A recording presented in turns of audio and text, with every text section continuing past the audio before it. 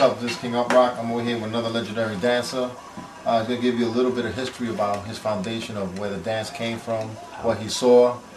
And first I want you to let them know what's your name and what's the name of the dance crew you used to roll with. Well, my name is Kick.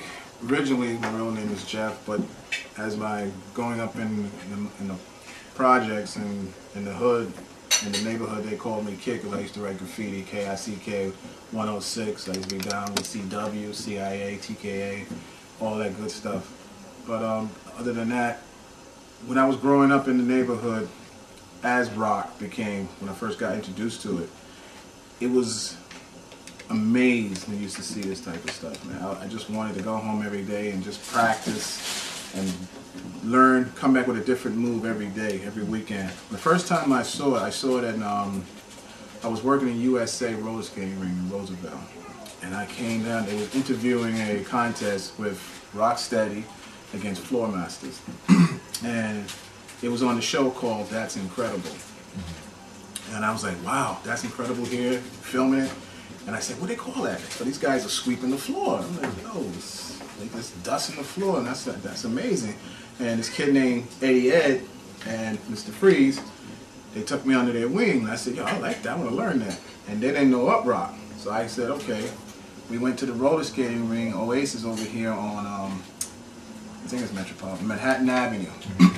And every Saturday, every Thursday, we used to go there, and I would show them a different move, and they'd show me a new move. I come back, and every Saturday I come home and practice. The next week they come back and say, yo, you just learned that move from last week. And every week I would come with a different move, a windmill, a headspin, a swipe, or something. And it was amazing, you know, and stuff like that. But other than that, when I came back from the roller skating ring, they used to just, I mean, flow completely. I mean, I just couldn't imagine when I came back to Brooklyn. Nobody was doing it then. So I was like, who invented this? So I went to the Bronx. What was that? Kool Herc, and by Thomas Edison. I think it was Thomas Edison, I'm not sure. Over there on Park Avenue, they used to have jams over there. And they had a rap contest. I remember it was Spoonie G, Bismarck, and the Treacherous Three. And every week they would go there and they have a battle, and these guys would just throw down on the floor. And I was like amazed when I saw that. So what rock crew did you first join? What's your first rock crew? My first rock crew I joined was MasterMind. They were from Greenpoint, and that was Little David, Rafaela, George, Crazy George, Eddie Dev, Dash, and Little Lep. I joined them when I was in, because I was just got into high school. Like, it was going to Grover, Cleveland, and we used to dance by the graveyard, by the cemetery. And from there, that's when we met Dynamic Rockers. And we was real close with them, because they used to come to our little club and we used to dance and we used to go back. Then I met Little Dennis, and he liked the way I rocked. He says, yo, you know, you got a nice little jerk. He says, you want to be down with Touch of Rock? So I said, we got a Touch of Rock here in East New York. It's a guy named Rob. He's one of the division leaders. I said, you could be down with his group. And from that on, we used to have our little meetings in East New York and Kelly Park. And then we used to go over here on Bushwick and Bushwick Park. We have meetings there. And then we used to have the meetings over here on by Linden.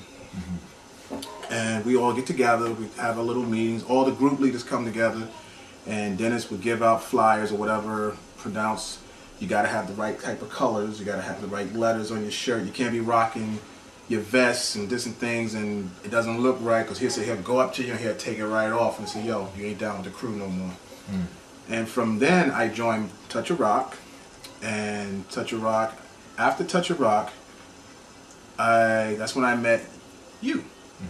And I met Buzz, and from that moment on, I remember that y'all guys used to go against each other so much. Y'all came together and y'all said, you know what, look, all this bitterness and all this stuff, let's just put it behind us. And that's when y'all came out with Touch of Dynasty and everything. And from there, I went to Floor Masters, because I was so much into the breakdancing then. I used to go to the Bronx. My manager was Dorothy, and from Floor Masters, they changed the name to New York City Breakers. We started doing little tours in like public schools. We started doing great fundraisings, and then we started doing little mini shows for hot bits with the Jewish stuff and everything. And next thing I know, that's when Corey, Fast Break, I met Corey, Fast Break, Noel, Chino, the Chino brothers, who else? Chino and Brian. Chino and Brian, and Glide Master, may he rest in peace, and Flex, another guy named Flex.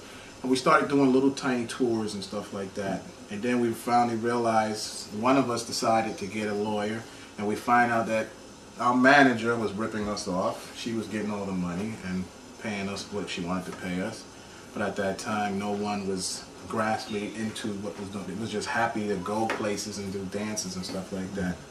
And then from there, we'd form another group, which was me and Caesar, and we call ourselves the Breakatrons. That involved with breaking and popping. We had a lot of routines. We went on tour to Aruba, Curacao, Venezuela, Argentina, a couple other places we went to.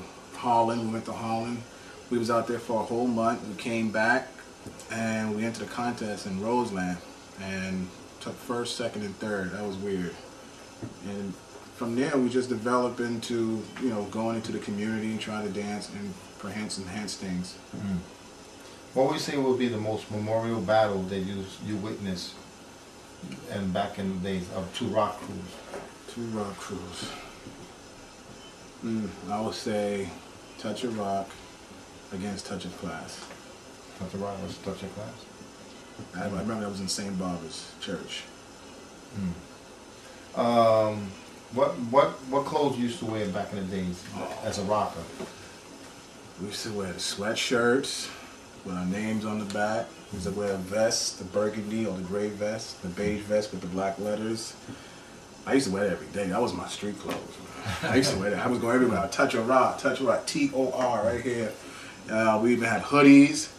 We used to wear the Converses and the Pro-Cats, the Nikes, and I remember the Playboys, the Hush Puppies, with the Levi's, with the design belts on the side with the little strings hanging down, and with the handkerchief hanging down in the back. Man, talk about, man. What style would you say as a rocker you was? You was more of a jerker? You would do a lot of just jerks and burns, or freestyle? As a rocker, jerk and burns. Jerk and burns. I got into freestyle later on. That's when I met you. That's when I started. I was like, wow, that looks good.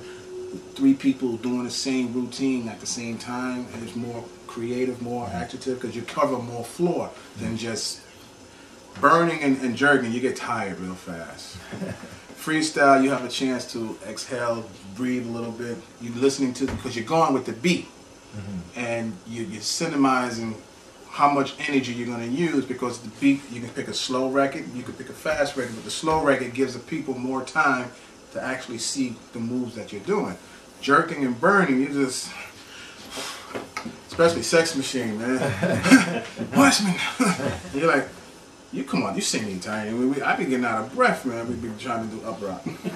What would you say back in the days was one of your favorite records that you? Sex Machine. Sex Machine? And Melting Pot. Those are your 2 favorites? 2 favorite records. And Harlem and Dance. Harlem and Dance? Harlem and Dance. Those are my favorite 3. Why you would say your style would be different than other people's style? What made your style unique and different? Because it was more of a realistic thing, because you're putting your whole energy into it. You're not just out there to dance just to see people see you watch. I mean, see you dance. You're out there. Your mind because when a certain record comes on, you become part of that record. Your body just flows with it, and it's a style where you want people to go, damn, his jerks is dangerous. You know, his moves is swift, and he actually knows exactly what he's doing. You're not just out there to just offbeat. People don't know what you're doing. People's face, you're going like this. You got to know at a certain point when a person's going to do certain things in order to get them. And so the crowd you can win the crowd. And that's what makes dance unique and different, because you win the crowd. If you go out there and just do anything, people are like, what the hell are you doing?